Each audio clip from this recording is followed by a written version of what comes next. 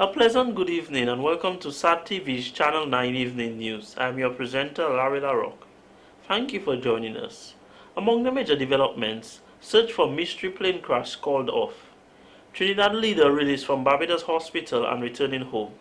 Sri Lanka's Sarah Fonseca urges cooperation over war. Details of these and other stories after the break.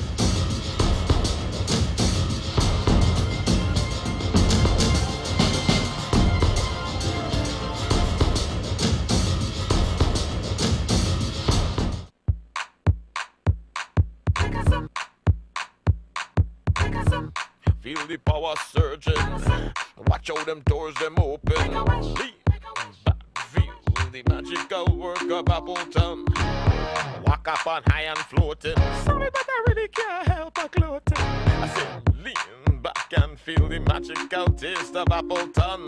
Appleton, come turn me on. Appleton, walk up my body. Appleton, chase on love. Appleton, oh, I feel into party.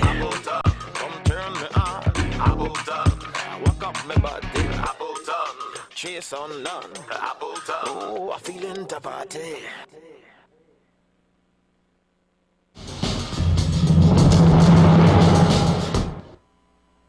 Thank you for staying with us. Now for the details of the news. The Warner Development Community, WDC, and the Warner Youth Group, WYG, have planned a series of activities for Warner Village Feast 2012, carried from May 19th to 20th, under the theme Promoting Community Togetherness to Achieve Community Development. Well, there is a great deal of excitement in Warner at this time as we prepare to celebrate our next village feast, in one of which is on Pentecost Monday the 28th. I say the excitement is building up because last Tuesday we had a meeting with the Chief Cultural Officer, Mr. Raymond Lawrence, and he informed us that the Cabinet decided Heritage Day 2012 will be held in the village. Father Franklin Coffey says the aim this year is to foster community togetherness through diverse activities such as educational, sporting, and entertainment events. We can say this feast this weekend is kind of a preparation. I also discovered that Warner is the place in Dominica where you have the largest production and the sweetest production of sweet potatoes. And in fact, we are already looking at a potato festival. I mean, there's so many things one can do with potatoes. In fact, they even dub it fed patat do, you know, and I think that in itself is exciting people.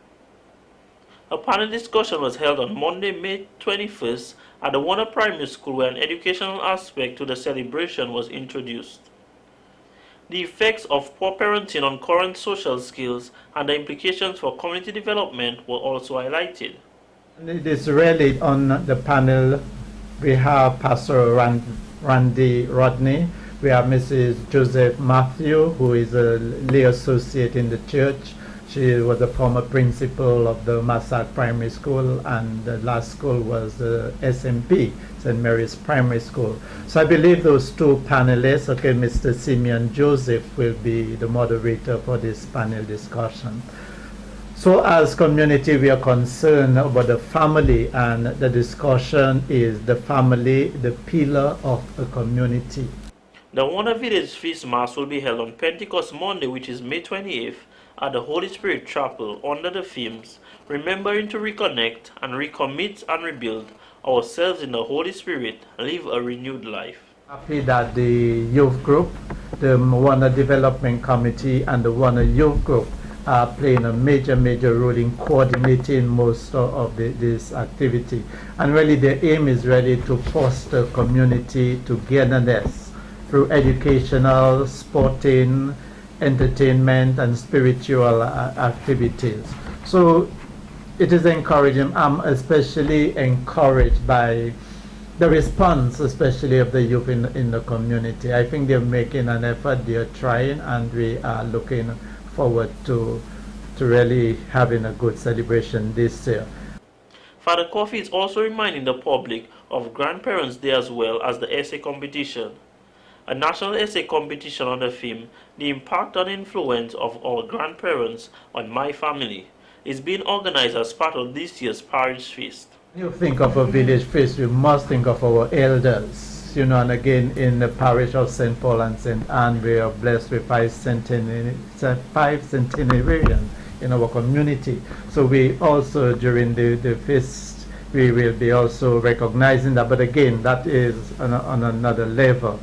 We also will be looking at the parish feast, at the people, that tragedy we had in Massac, where a number of people got drowned. That happened in 1991 on the 9th of September. SAT-TV reported news of an alleged ball of fire seen falling into the ocean off the coast of Salibia in what residents feared to have been a plane crash.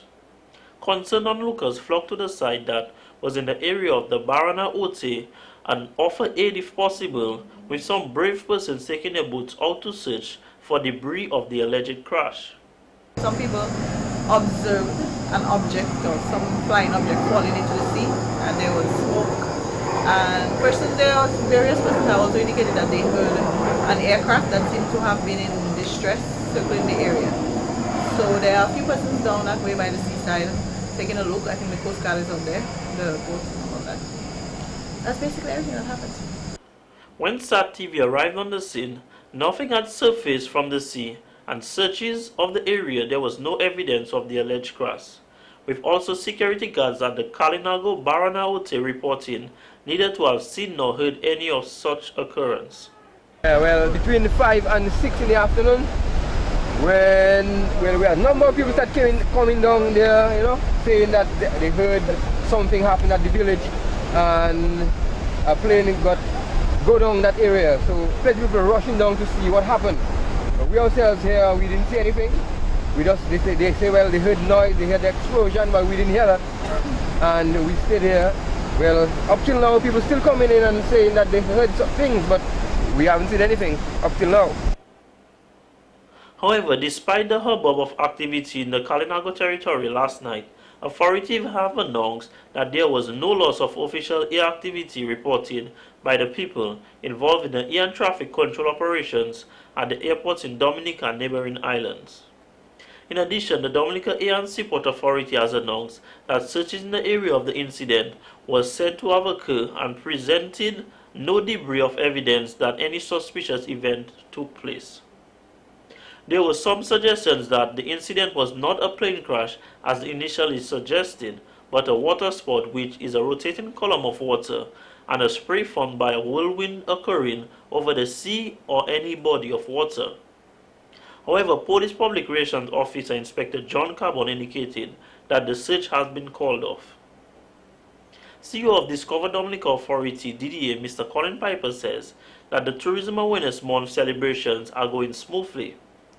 The Discover Dominica Authority and the Dominica Festivals Committee is proud to announce plans for the upcoming Jazz and Creole Festival carried for May 27th. He noted that this event will benefit both Dominicans and cultural exposure, as well as increase the number of tourist arrivals during this off-season. Also was designed with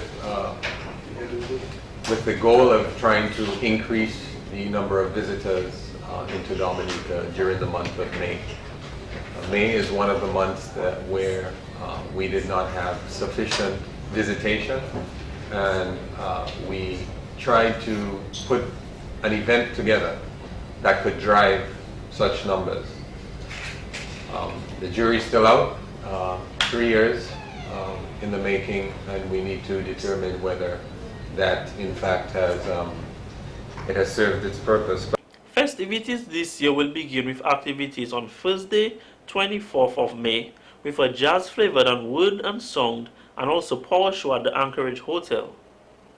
Mr. Moore, representative of the Anchorage Hotel, is pleased to say that the Anchorage has featured local jazz artists for the past few decades and will continue to do so. Big musicians on the lineup would be Shades of Green with Tasha P and her jazz lineup, as well as Quanti Bomanti, who is usually with Shades of Green, and he's really going to do some feature with his saxophone. So I'm really excited about that. This is also part of our 40 years in business, and I have to just mention that we have been doing a Thursday night event, hosting musicians like Fitzroy and Exile One and Ophelia and Maxine and Mikkel for at least 30 years and counting. So it's really exciting for us to have a whole new generation and the third generation coming on board, presenting all of these things in Dominica. It's really exciting for us. Following this will be a Jazz and Creole Happy Hour at the Fortune Hotel on Friday, May 25th.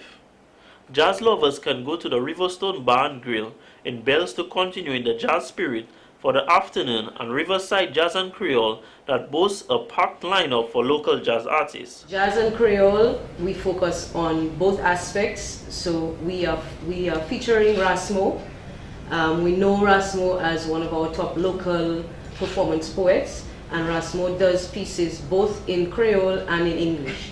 Rasmo is going to be collaborating with a group of musicians who are also featured at some of the events, and you know, we're very happy to focus really with this event on our local musicians. So we'll have Rasmo alongside Ras Algie, who is also a well-known drummer, Ras Trevi, who is a wicked guitarist, and Kwanti Bomani, who is a saxophonist extraordinaire, coming from New York via Chicago and now living in Dominica.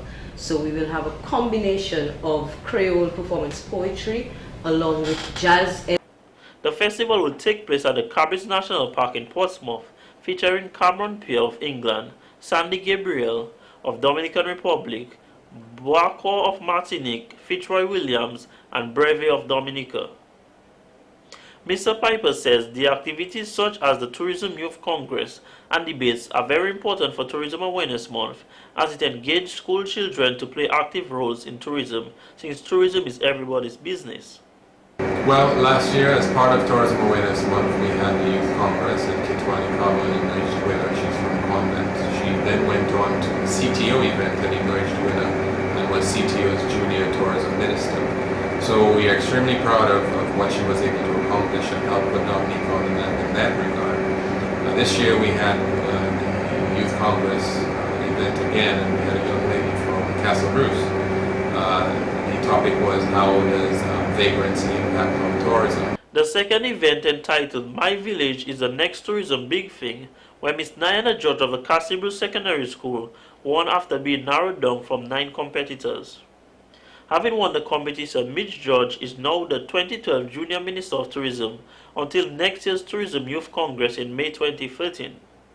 Mitch George also made a school proud as they received a check of $500, compliments of the Agricultural and Industrial Development Bank, Aid Bank. Well, just that we believe we've had a good month, and we again continue to ask everybody to do some introspection and figure out how you yourself are part of the tourism industry. We believe that any time a visitor speaks with you, you are in fact an ambassador for Dominica. So you need to know your product, you need to be courteous, you need to understand what Dominica's tourism product is all about and how you fit in. So these are the things that we try to focus on this year. And again, courtesy being 3 hours a week, and just continued promotion about all things Dominica. So we want to impress upon people that they too, that tourism does impact their lives. It may not be directly, but certainly indirectly it impacts their lives. And we want them to put their best foot forward in that regard. Acting Prime Minister Honorable Reginald Ostrey congratulated and commended the councillors of the Lapland Village Council who took the initiative to put themselves out to help with the development of the community. Local government in Dominica understands over 100 years old, and we did wonderfully and beautifully. In fact, in the Caribbean we're probably at number 4 as I understand it. But as time evolves, technology evolves, and because we go through this revolution, it seems to be changing. I'm not sure if we can stop it, but we can at least try to live with it. In addition, Mr. Oshie says that it is going to be a very difficult time as well as challenging path for these upcoming councillors, he explains. This is going to be a very difficult period for you. And it's not because it's going to be your fault or the fault of the government, but I think it's going to be as a result of the changing environment around you. And your parent made mention of what is happening outside of Dominica. And you may ask, how is that what happened in Greece and in Spain and in France and in Portugal? How is that going to affect me here in Lapley? Well, it's going to affect you directly and indirectly. Minister of Social Services, Gender Affairs and Community Development, Ms. Gloria Shillingford says she is certain that those who have served previously are aware of the hard work required. However, it may be a rewarding experience. She believes that the previous councillors should make good use of the experience for the advancement of the village. In addition, she mentioned that the people of Lapley have ensured that their community is known as a supportive and cooperative one. Your community is well known for its hospitality, and I commend you for having this positive attribute, which will augur well for tourism to thrive in your communities. We recognize the role that the people of Lapley and the surrounding communities have played in contributing to the existence of the tourism accommodation in the southeast. Ms. Shillingford hopes that the Lapley residents maintain a working relationship together as a community, not only for the development aspect but for general peace. We now go to Abigail Durant for tonight's court news. One young man of Pilit Savan will pay the penalty for possession of an illegal drug. 31-year-old Stocky Antoine admitted to police that the drug in question was indeed his when apprehended. Members of the drug squad executed a search warrant at his house on May 21st and in his absence received permission from his mother to search the premises. In the basement, 3 cannabis plants were found drying on a nail above his bed, as well as in a glass bowl in the room. Upon inspection of the outside, cured cannabis was found on a path leading from the house, to which the defendant explained dropped while he was running away from the house when he saw the police approaching. The defendant returned to the house where he was arrested by the police. His attorney, Mrs. Gina Dyer Monroe, speaking on his behalf in court, said that her client dwells under trying circumstances, and though unable to secure a job, and he engages in farming. She added that though he was treated with a heavy hand by police officers, allegedly receiving blows from the butts of guns in front of children, he cooperated with the police officers. Magistrate Candia George fined Mr. Antoine $2,000 to be paid by September 30th or spend 4 months in jail. Back to you, Larry. Thank you, Ms. Durant, for that report. This has been a local segment of the news. Coming up next, regional highlights.